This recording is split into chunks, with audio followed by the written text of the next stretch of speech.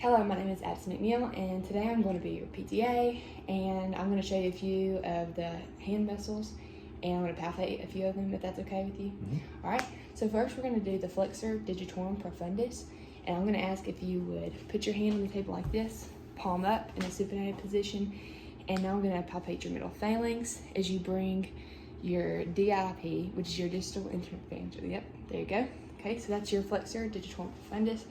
Next is your flexor pollicis longus, and so we're going to stay in this position to palpate this muscle, and instead I'm going to do the proximal phalanx of the thumb, and I'm going to ask if you would bend your IP joint, which is just like that. There you go.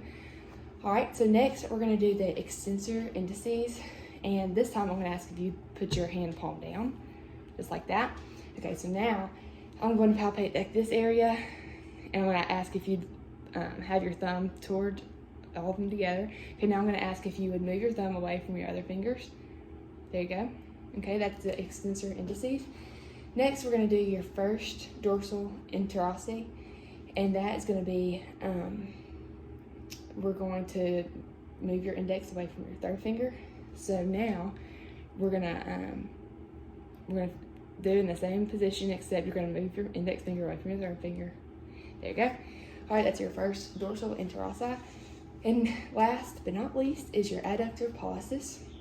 And I'm going to ask if you would put your hand in that handshake position, rested on the table still. All right, and then your thumb is abducted. And now I'm going to palpate in your web space. I'm going to ask if you abduct it just a little bit. There you go. I'm going to palpate your web space as you make a 4 with your hand. So you're going to bring your thumb to your palm. There you go.